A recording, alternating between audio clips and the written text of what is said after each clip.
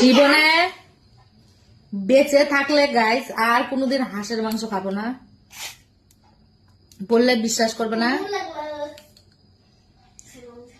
এটা রং না শোনা, আমার যে কি অসুখ হয়েছে এটা তো একমাত্র তোমরা যদি আমার আগের অবস্থা দেখতা তাহলে আর এই কথাটা কইতা না যে কেমন লাগলো। আমার যে কি বাইতে ভালো করে আনছে এটা তো একমাত্র তোর দিদন জানে আর আমাদের আশেপাশের পাড়ার লোকগুলা জানছে। তো তোরা তো দেখছিস না। ডাক্তার আমার কয়ে দিছে যে আমি আর বাঁচবো না। আমার বর বাড়ি এসেছিল, ও খাবে হাঁসের মাংস, ঠিক আছে। আমি কিন্তু জীবনেও হাঁসের মাংস, পায়রা, মানে মুরগি ছাড়া আর অন্য কোনো কিছু খাই না। তো ও বাড়ি এসে ও খাবে, ভালো কথা, ও খাবে। আমি বারবার ওকে বলেছে যে আমি খাবো না খাবো না, তারপরে ও পণ্ডিত, আমার বর সবকিছুতেই পণ্ডিত, বললো।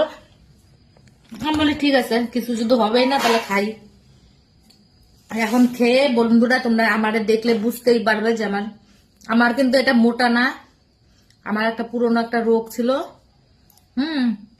আমি যতদূর মানে আমি জানি এটা যে হাঁসের মাংস খেলে পুরনো অসুখ রিটার্ন আসে। যেই কথা সেই কাজ।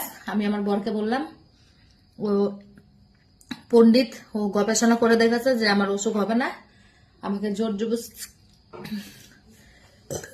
জবরদস্তি বলো, ওই প্রেশার দিচ্ছিল, বলে খাও খাও কিছু হবে না। আমিও দেখে আর লোক সামলাতে পারিনি, আমিও খেয়েছি। তাই বলে ওই আহামরি যে খেয়েছে ওরকম না, 1-2 পিস খেয়েছে বাস। এখন আজকে কতটা দিন ধরে আমি বুঝতে পারছি, অনেকে ভাবছে যে আমি মোটা হয়েছে, আসলে মোটা হয়নি, আমার শরীর ফুলে যাচ্ছে। মানে আমার একটা অসুখ ছিল, আমার যখন নাকি বয়স 3 বছর বয়স ছিল তখন থেকে আমার মানে 11 বছর পর্যন্ত ওই অসুখটা আমার ছিল। এতদিন পর্যন্ত আমি ওই অসুখ নিয়ে ভুগেছি। কি হইতেছে তো এত বছর পরে আজকে আমার মনে হয় ওই অসুখটা মনে হয় 13-14 বছর হয়েছে, ওই অসুখটা নেই। মানে হাঁসের মাংস খেয়ে আমার এই অসুখ আবার রিটার্ন এসছে। ভিডিওতে তোমরা কতটুকু কি দেখতে পাচ্ছ বুঝতে পারছো আমি জানি না, কিন্তু এদিকে যেই দেখছে সেই বুঝতে পারছে আমার হাত পা সব ফুলে গেছে।